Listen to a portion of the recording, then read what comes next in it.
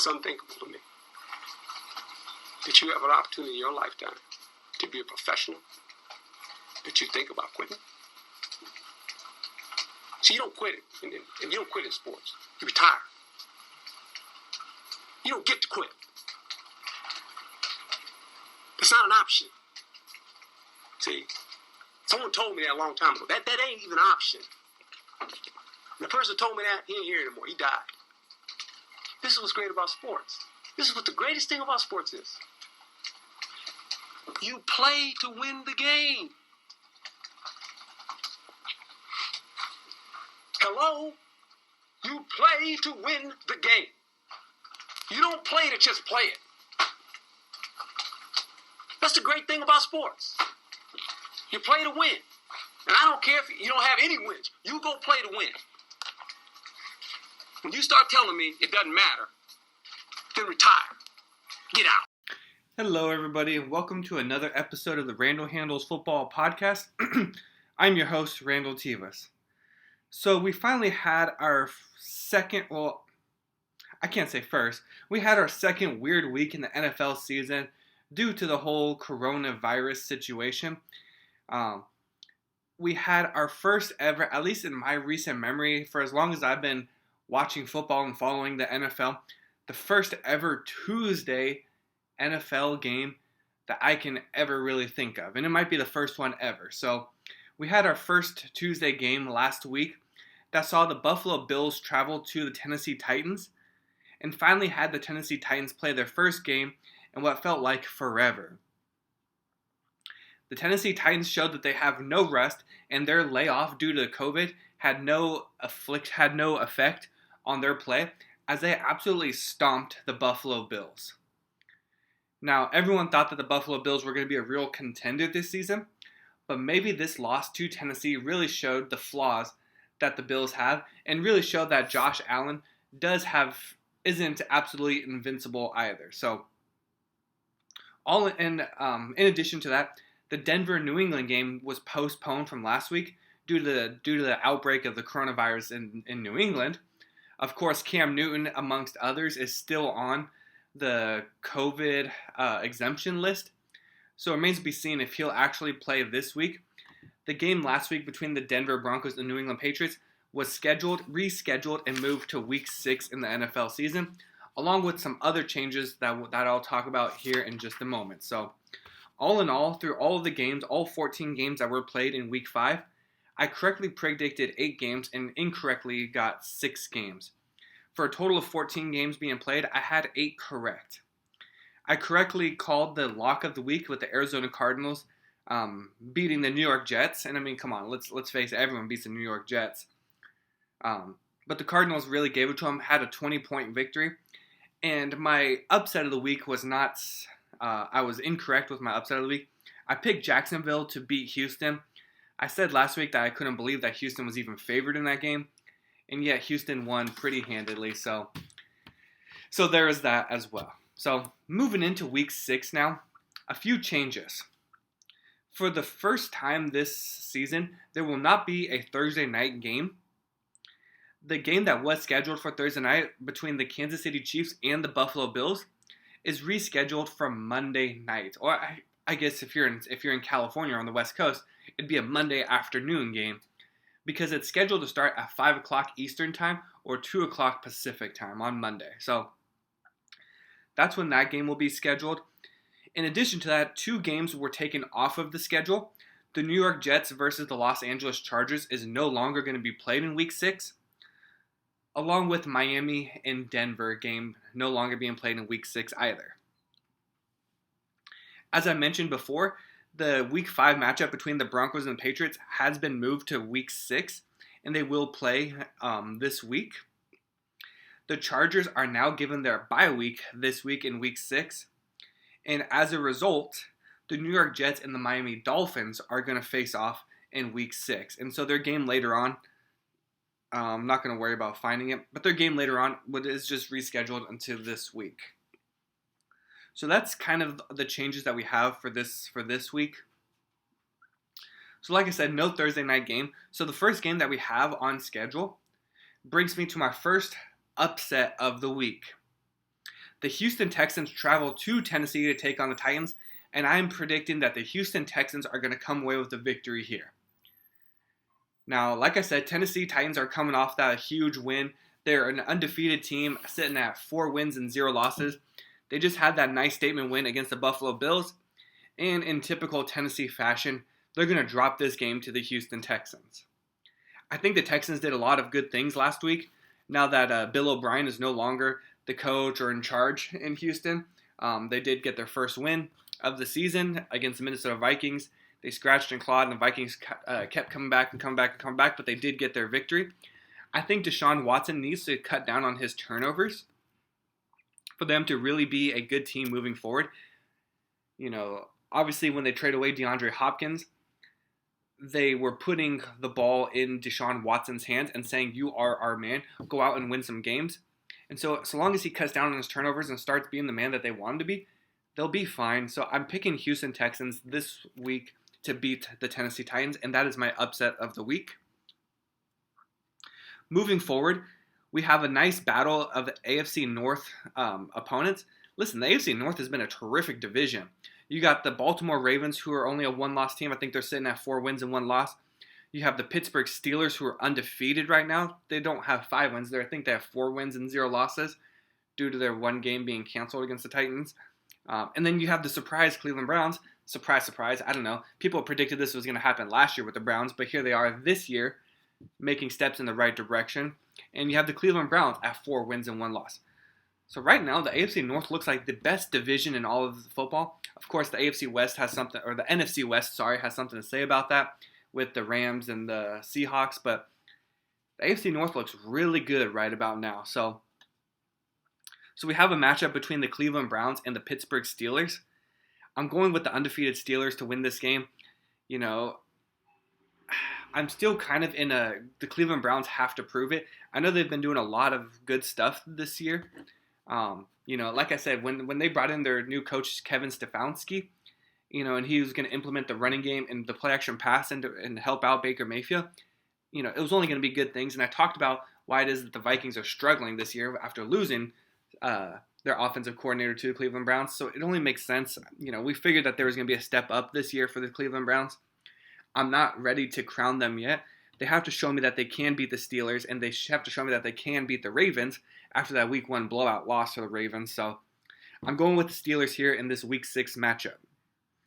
The next game, speaking of AFC North, is going to be the Baltimore Ravens traveling to Philadelphia to take on the Eagles.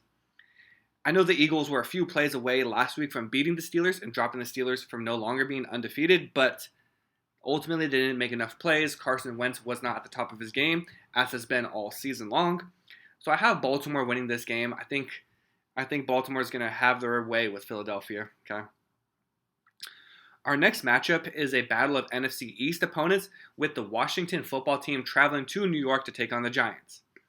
The New York Giants have been surprisingly playing really good football the last couple of weeks. After their loss to the San Francisco 49ers, the following week they played the Los Angeles Rams and were really in that game all the way up until the very end. Had a chance to win it as they made a late drive in the end of the game, but ultimately lost it. Maybe I'm misspeaking. Yeah, that was against the Rams. And then last week against the Dallas Cowboys, when Dak Prescott went down, they again had a chance, and they even led in that game. So, the Giants have been doing a lot of good stuff this season. I think this is the week they get their first win of the season.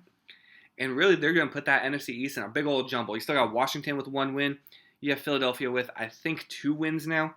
Dallas Cowboys with 2 wins. So, really, they're not out of it, okay? And I have the Giants getting their first win of the season here in Week 6. The next matchup sees the Atlanta Falcons traveling to Minnesota to take on the Vikings. Again, I called it last week. If they lost that game last week, they were going to fire Dan Quinn. And guess what happened? They fired Dan Quinn. And I think this has been a long time coming. They've really been struggling for the past 3-4 years. Ever since they went to the Super Bowl, they haven't been the same team. I know Kyle Shanahan hasn't been around as their offensive coordinator since they went to the Super Bowl, but they have problems that run even deeper than their offense. I think Matt Ryan's still a good quarterback. Not the best, not a top 5 quarterback, but he does enough. And of course, Julio Jones, Calvin Ridley, they have the offensive weapons, and now Todd Gurley added to it. So I don't think the Falcons get their first win here. I think the Vikings can do it. The Vikings played a really good game against the Seahawks last week, and were about one play away, a fourth down stop away from on the Seahawks and their goal line to winning that game, but ultimately they fell a little bit short. Vikings have been doing a lot of good stuff the last couple of weeks. I have the Vikings winning this game here in Week 6 against the Falcons. The next matchup sees the Detroit Lions traveling to Jacksonville to take on the Jaguars. Not much to say here, really. I don't know. I've been really unimpressed with the Jaguars lately. I thought they were gonna be a decent team, not a team competing for the playoffs. I thought maybe a 6-win, 7-win team, but they haven't showed me nearly enough. Starting with that Thursday night game against the Dolphins, and then the last couple of weeks against the Colts, and then last week against the Texans. Yeah, I'm just, I'm not a big fan of the Jaguars right now. I have the Detroit Lions winning this game against the Jaguars. The next matchup sees the Cincinnati Bengals traveling to Indianapolis to take on the Colts. Now, I know Joe Burrow has been a pretty good rookie quarterback this year, but I don't think that he's good enough to beat one of the top defenses in the entire NFL with the Colts. I think Phillip Rivers, honestly, is showing a lot of the same stuff that he did last season with the Chargers. He still turns the ball over too much. He still makes bad throws. All he really has to do for the most part is protect the football. But he keeps turning it over. So, that has me a little bit worried about the Colts moving forward. But I have the Colts winning this game against the Bengals, and still sitting in second place in their division behind the Tennessee Titans. I think this will move them up to 4 wins and 2 losses if they do win this game against the Bengals. The next matchup has the Chicago Bears traveling to Carolina to take on the Panthers. Now, Chicago made... is that right? So, Chicago had a nice statement win last Thursday night against the Tampa Bay Buccaneers. I know it feels like it was a long time ago, but they beat the Buccaneers. They had a last second drive result in a field goal that ultimately won them the game. So Chicago moves to a record of 4 wins and 1 loss, which is really good, but nobody gives them credit for their 4 wins and 1 loss. I'm still of that same opinion. I think they still have a lot to show and a lot to prove if they really want to be taken seriously. I think the Panthers the last few weeks have done a lot of good stuff behind Teddy Bridgewater, and ultimately I am going to pick the Panthers to win this game against the Chicago Bears.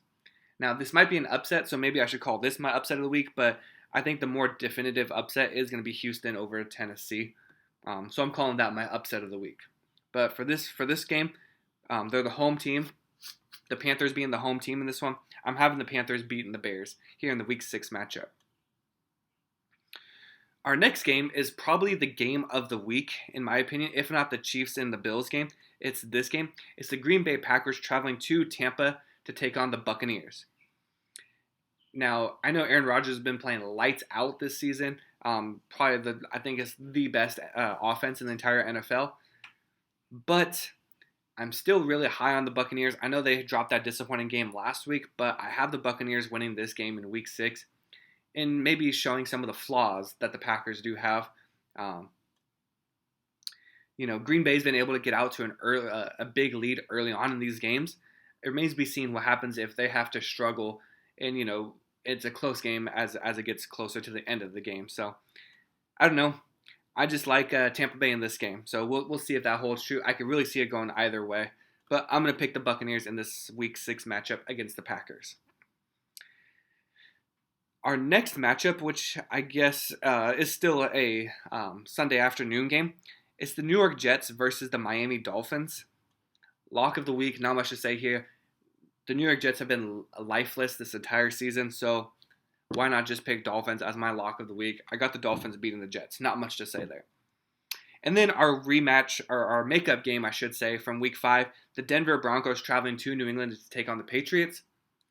Like I said last week, if Cam Newton's the quarterback, I have no doubt that the Patriots can beat the Denver Broncos, but I don't think he's going to be playing this week.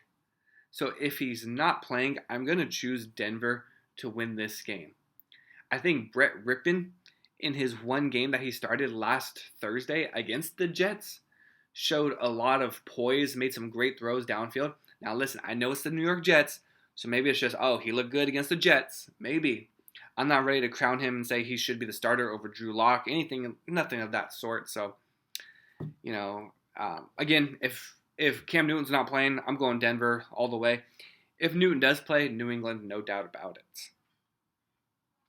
So this brings us to our Sunday night football matchup between the Los Angeles Rams and the San Francisco 49ers. 49ers faithful, I don't know what to tell you, and it's been an absolute clown show this entire season. Even from the Week 1 matchup of that game that they should not have lost against the Arizona Cardinals, but they did. They allowed the touchdown late, and Garoppolo couldn't bring them back. So a lot of rumors swirling that maybe Matt Ryan gets traded to the 49ers or comes here in the offseason. I don't know. It remains to be seen, but I tell you this much. I am not going to pick the 49ers to win this game. I have the Los Angeles Rams going into San Francisco and dropping the 49ers to a record of 0-3 at home. Okay, so I got the Rams beating the 49ers here. And then our 2 Monday night games, starting with the Kansas City Chiefs and the Buffalo Bills. I'm going to pick the Kansas City Chiefs here. Even though they lost last week to the Las Vegas Raiders, the Chiefs still put up points.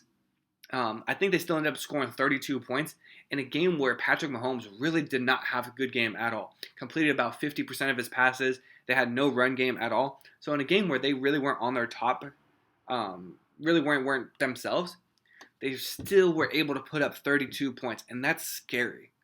So as much as people are saying, oh, the Chiefs are now exposed, oh, the Chiefs have flaws, maybe they do, but guess what? They're still good enough. They still have enough talent to put up 30 points a game every single week in the NFL season. So no reason for me not to pick the Chiefs here. The Bills coming off that embarrassing loss last week. I'm going with the Chiefs here on this Monday night game, or like I said, Monday afternoon game. And then the last game on the schedule, the Arizona Cardinals going to Dallas to take on the Cowboys. The first game since Dak Prescott's gruesome injury, where he literally snapped his ankle in half and was just hanging there like a dead fish and whatnot. I don't know, it was nasty. So Andy Dalton's going to be the starting quarterback for the Cowboys. I know Andy Dalton's had a long career thus far. I think it was he took the Bengals to the playoffs 5 years in a row to begin. At the beginning of his career. So he is a definitely competent quarterback. So it would not surprise me in the least if Dallas is competitive moving forward. But in this game, at least on Monday night in this Week 6 matchup, I'm going to pick the Cardinals to beat the Dallas Cowboys. I don't think that should be a big surprise, though. Some people may call it an upset, so we'll see. So those are my picks for the week. Again, just to run through them again, I have Houston beating Tennessee, Pittsburgh beating Cleveland, Baltimore beating Philadelphia, Washington losing to the New York Giants, the Vikings beating the Falcons, the Lions beating the Jaguars, the Colts beating the Bengals, the Panthers beating the Bears, the Dolphins beating the Jets, the Broncos beating the Patriots if Cam Newton doesn't play, the Buccaneers beating the Packers, the Rams beating the 49ers, the Chiefs beating the Bills, and lastly, the Cardinals beating the Cowboys. So let me know what you guys think in the comments below.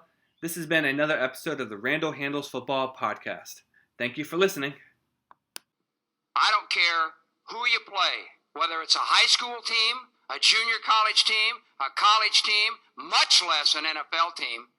When you turn the ball over 5 times, 4 interceptions, 1 for a touchdown, 3 others in field position to set up touchdowns, you ain't gonna beat anybody I just talked about. Anybody. All right? And that was a disgraceful performance, in my opinion. We threw that game. We gave it away by doing that. We gave them the friggin' game. In my opinion, that sucked. What's that? Playoffs? Don't talk about playoffs. You kidding me? Playoffs? I just hope we can win a game.